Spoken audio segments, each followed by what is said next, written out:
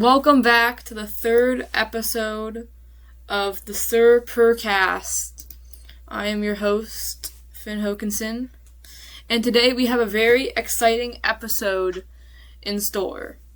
I am bringing in a special guest, Dr. David Hokinson, also known as my dad. Hi, everyone. What? I'm very excited to have him on the show, and we will be asking him some opinion-based questions about the Carolina Panthers, and we will finish it off with the same trivia in episode 1 to see how my dad compares to our other guests. Or right now it's just guest. Yeah. Alright, so for my first question on the list, who was your favorite, or they could be current, Panthers player of all time?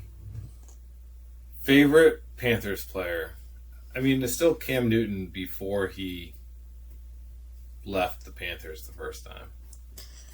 That is a good answer. A very exciting player to watch. Like Superman, just an amazing season in 2015, the MVP season.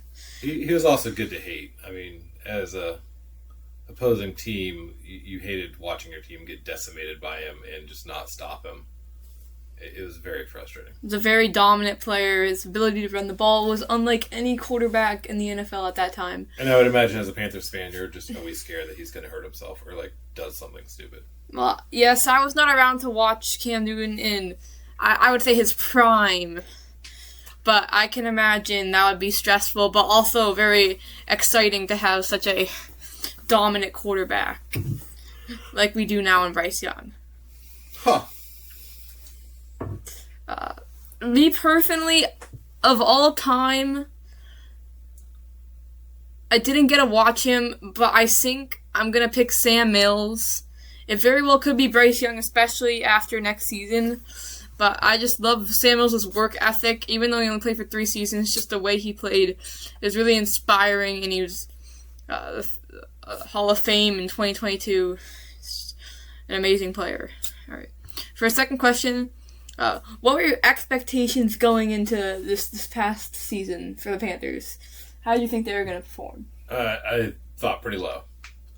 Given a lot of quarterback controversy in the last few years with Baker Mayfield and Andy Dalton and Bryce Young getting benched, I did not have high hopes and was fearful for your emotional stability this year, Finn. Yeah, that's right. See, this is a lot of people thought this, just like they did in the 1996 season. They did not think the Panthers would play as well as they did. But the Panthers, they proved everybody wrong. They proved everyone who doubted them wrong by winning the first division title since 2015 and making the playoffs. They just didn't lose the division like the other 3 teams. They beat... The Panthers won the division. They did. Paper does prove that. And it was just amazing that they were able to host the first playoff game in a decade at Bank of America Stadium. If you're in 1996, you might have called it the Big E, as in Ericsson Stadium. But back when we named stadiums for cool things. No, Ericsson Stadium was actually LM Ericsson, which is a Swedish technology company. So it wasn't. So we were still naming it after people. Yeah, it was a sponsor. They had the naming rights for I believe 10 years. And it's like the Superdome and Silverdome and all those fun things. Sure, whatever. For our third question, this season had so many memorable moments and games the Panthers played in. Which was your favorite? Which is your favorite game this season for the Panthers? I have no idea. I don't remember a particular. I'll give you some options. Okay, give me some options. We have I know the most memorable game. We have some overtime thriller. We have the overtime thriller in Atlanta. You played a lot of overtime in Atlanta, where Bryce Young broke the franchise passing record. I'm gonna put the Was that the 30-0 or whatever? No, that was week 3. That wasn't really an exciting game. It was for Panthers fans, but it wasn't like, yeah. I'm going to put the 17-point comeback the Panthers had against the Dolphins in Week 5. Yeah, that's not my favorite game. It's probably the one that you went to live because I was watching that on TV and got to think, wow, Finn's there and he's probably pretty psyched up for this one. The Week 16 game on December 21st against the Bucks. That was definitely my favorite game, especially because I was able to witness everything go down live with Lathan Ransom getting the game-winning pick. I'm trying to think of the word for this. I'm just going to use boosting the Panthers into first place, or ascending the Panthers into first place in the NFC South. And they would not let go of that for the rest of the season. It was a great game. Bryce Young, 2 amazing plays on his pass to Tetra McMillan and his evasion of multiple defenders to find JT Sanders in the end zone. That was the sound of him evading. I see. That was definitely my favorite game. Some other the Rams game, both Rams games, honestly, you could go either one. And also the Dallas and Green Bay games were other exciting ones. All right, for our 4th question, who do you think is the most underrated Panthers player of all time? Underrated? Yeah. I don't know. I feel like the Panthers players I know are pretty highly respected. I mean, Greg Olsen was pretty good, but he's pretty well known too. Yeah, I don't have too much of an underrated player. I see. Well, is there a player that you liked that maybe they weren't good on the stat sheet, but you just liked their play?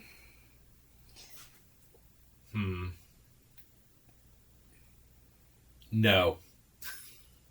Sorry, I don't have a player in mind that I'm like, wow, that was a. I know you have that for my Dolphins, and I forget even what his name was, the defensive. Kader Konu. Yeah, you love Konu. I don't even know why. But yeah. All right. Well, in my opinion, the most underrated Panther for me was Lamar Lathan. A very key part of the early of the 90s era for the Panthers. A great player. Was a sack leader in 1995. 13 and a half sacks in 1996. Their playoff run. So overall, an amazing player that the Panthers were very fortunate to have, and I think he was a big reason their defense was so successful in that time. You know who was not underrated that has been on the Panthers recently? Eric Rowe 2.0. No one could underrate him because you can only... Eric Rowe had a very short career with the Panthers, I think he only played 4 games. That's 4 games too many. We're going to skip this question because I just don't feel like having you answer it. If you could meet one Panthers player, who would it be? Christian McCaffrey. Very exciting player. So I could ask him about cupcake sprinkles. Okay. Christian McCaffrey, that's a good answer. But also because it's Christian McCaffrey. Very fun player to watch on the Panthers. My favorite player when I was growing up, before they drafted Bryce Young, obviously. For me, I would probably just go Bryce Young, just amazing player right now. Definitely someone I look up to, and I would be very excited to meet Bryce Young. Do you remember anything about the 2015 season or 2003 season? 2015 season or the 2003 season? For the Panthers. I feel like we just talked about this today. We did. Which team do you think was better, the 2003 Cardiac Cats or just the 2015 15-1 Panthers? I think the 15-1. The Cardiac Cats were great at those comebacks and giving everyone a heart attack. So, that doesn't... I feel like just winning outright a little bit better usually supports a better team. Yeah, I would agree with that. I think I definitely liked the 2003 team better, but I do think the 2015 team was the better team. Especially, they were just very dominant. Most points in an NFC Championship scored until the Eagles broke that into 2024, unfortunately.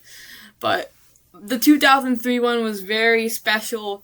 They kind of reminded me of the 2025 Panthers, with all the close games and overtime finishes. Yeah. But the 2003 one, very close to my heart. Super Bowl record, longest. The Cardiac Cats have the longest play in Super Bowl history at 85 yards with Musa Muhammad to Jake Delhomme touchdown. Musa Muhammad threw to Jake Delhomme? Jake Delhomme, Musa Muhammad touchdown. Oh, well, that's not what you said. Okay. I mean, this is being recorded, so, proof. The 2015 season, it was another exciting. I think it would have been a lot easier to watch because I probably would have been very nervous during the 2003 games. But the 2015 one, especially the first game that comes to mind is, A, the Super Bowl, but B, the 38-0 shutout versus the Falcons, very similar to the 30-0 shutout we had this year. It's true. And that was the first season you started watching the Panthers?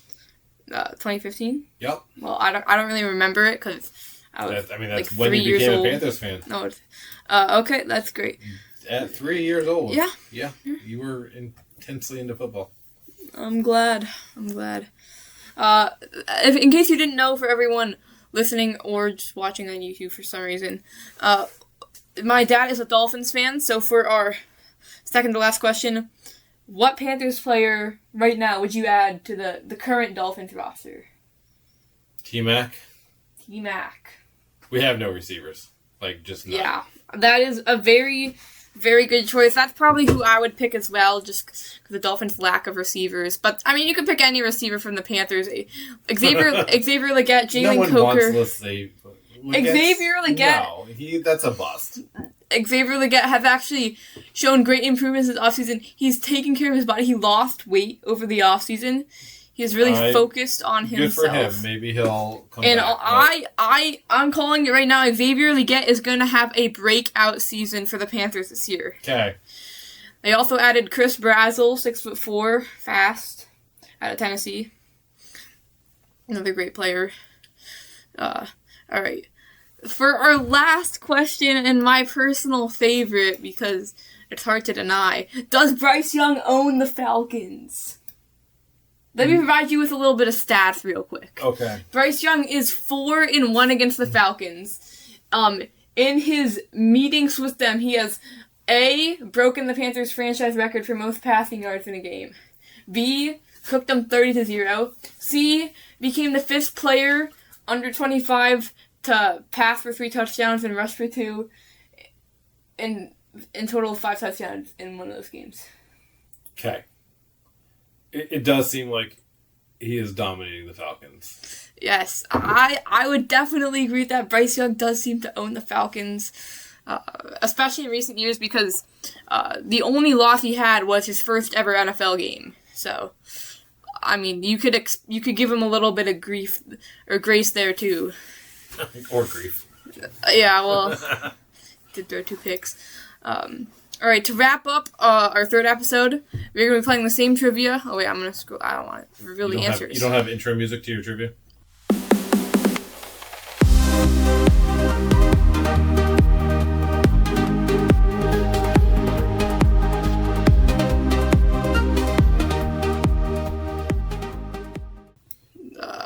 Well, that's a good idea. That's a good idea. Maybe coming in the next, whenever we do trivia next, or actually I can probably edit in this episode, so you're probably going to hear it 10 seconds before this. But question 1 in our trivia. How many seats does Bank of America Stadium have? And you can round to the nearest thousands. Okay. Not multiple choice. Yeah. 74. 74,000. Yeah. Very good guess. I was just about to give you a hint, but you didn't even need it. No. 1,000 off. The Panthers have 75,523 seats in their stadium. And that, I'm sure you could do some very close. Generation Alpha rounding and down rounding to make it that's the right answer. What? Your math these days. Whatever. It's just terrible. Anyways. Yeah. So very close. Yeah. I am not going to give you the point for that one, though. But you did get very close. You have to get the answer right. These are hard questions. I was like 99%. Moving right. on to question 2 out of 5. Right. What was the name of the former WNBA team that was in Charlotte? And I'll give you a little hint for this one. The name of the former WNBA team connects to the current NBA team in Charlotte, the Hornets. The Hive. Very close. That is what they call their stadium. Yeah. When it's not called the I Spectrum thought that's Center. what the question was. I thought you asked me what the stadium was. No, it's called the Spectrum Center, so you would have gotten that wrong anyways. But what was the name of the former WNBA team? And that would be the Charlotte Sting. Honestly, I think they should have gone with the Wasps, but Sting is also pretty good. Alright, you should get this one. I'll be disappointed if you didn't get this one. Disappointed. What is the official address of Bank of America Stadium? Oh, I have no idea. I mean, can I look at my recent, searched addresses on my phone? No, that would definitely be cheating. Since you only look at that address on my phone, once a month. But the answer is 800 South Mint Street. Mint Street? 800 South Mint Street. Yeah. Yes. Yeah. Alright, for our fourth question, or second to last one, what year did the Panthers start playing in Charlotte?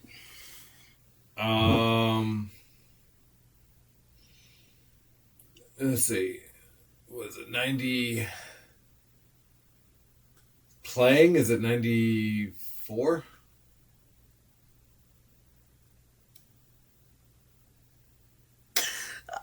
We are not going to talk about that answer because the Panthers didn't even play in 1994. They were a team, but they didn't play a season. That wasn't even... They played the first season in 1995. Yeah, they were a team in 94. I couldn't remember. They were a team in 93. Wait. It took them a whole 2 years to play? I don't know how it works, but yes. I knew they were a team in 93, so I went for the next year when that would be their first game. Their first season was 1995. Yeah, well, I thought it would only take a year for them to play their first the answer, they started playing in the Big E, later renamed to Bank of America Stadium in 1996, which in their Where did they first... play their first season? They played the Clemson Stadium, Memorial Field, Columbia, South Carolina. Tigers. So, yeah, in their first season at the Big E, they actually went undefeated at home, winning all 9 of their home games, including the first ever playoff game against the Dallas Cowboys, 26-17, with Sam Mills getting the game-winning interception. All right, for our last question, and one of the questions our previous guest got right, what person was Charlotte, North Carolina named after? Well, I know this one because I watched a thing on I don't even know who it was, but it was Queen Charlotte, King George's wife. That is correct. Queen Sophia Charlotte, King George's wife, which also got brought up in my 6th period science class today. Really? For beheading? No, I brought it up. Oh, okay.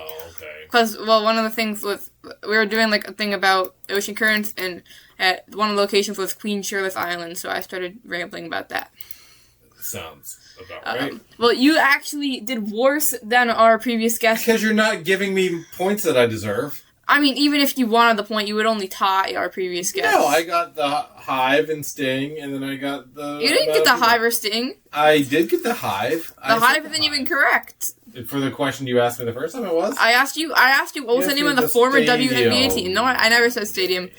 I said how many seats did Bank of America Stadium have? You got that one wrong. That 99% right. It was supposed to be a hard question. 99%. So, unfortunately, you got 1 out of 5. Maybe if we have you on in a future episode, you can try and redeem yourself. Same questions? I could probably get maybe 4 out of 5.